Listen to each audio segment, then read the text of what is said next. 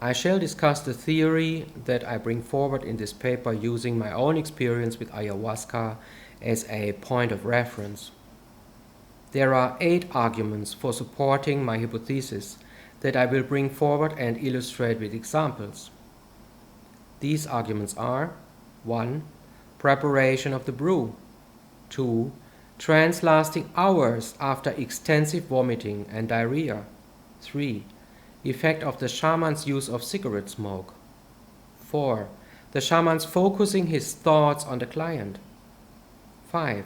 The strange reception. 6. The hypnotic view of the shaman's face. 7. Similarity with hypnosis used in natural healing. 8. Similarity with hypnosis used in psychiatry. Let me discuss each of these points. 1. The Ayahuasca Preparation.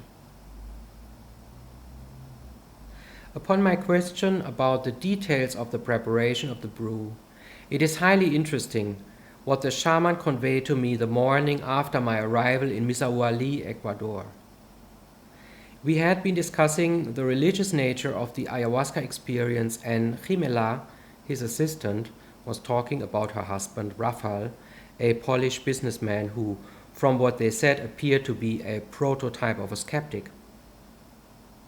For him, the plant simply contained a chemical that brings about certain psychedelic effects in the human brain. And it was all a matter of ingesting that chloride so as to experience the consciousness-altering effects. Interestingly, from what I was told, things worked out in a way to firmly contradict his positivistic worldview. After several attempts to convince Raphael of proper set and setting and the necessity of careful preparation of the religious experience, Esteban and Jimela said they had given up on him and let him prepare the brew by himself. The occasion soon was given through the reception of several business friends from Poland that Raphael wanted to initiate in the ayahuasca experience. To everybody's surprise, the ceremony ended with a total failure. Raphael complained later to Esteban that his friends did not feel anything. And Raphael himself, while having gone through the experience several times successfully when the brew was prepared with all due care by Esteban's mother, could not understand that the effect was practically zero this time, plus headache for several hours. I was intrigued. How can that be? I asked Esteban. Well, he replied, you see, it's not just a matter of cooking that stuff and reducing a large pot of the brew to a tiny cup that you later drink. It's not just concentrating that substance, it's much more. What more? I insisted. It's respect, basically. This respect must be shown in many ways.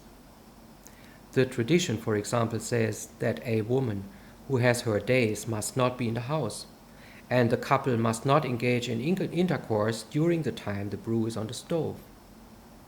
Even the children must not make noise and preferably remain playing outside.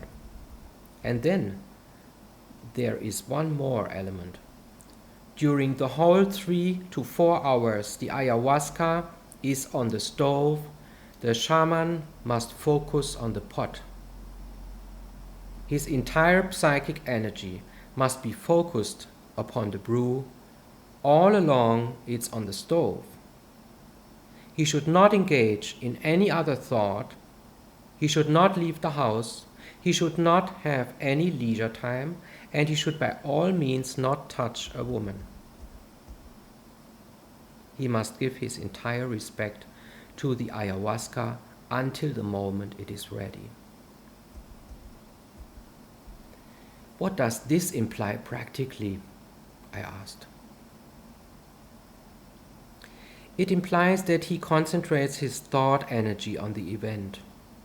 He is mentally preparing the event in the sense that he prays to the serpent, the boa constrictor, which is the spirit of the ayahuasca, to please provide a meaningful experience to the ones drinking the brew so that they may be guided on the right way.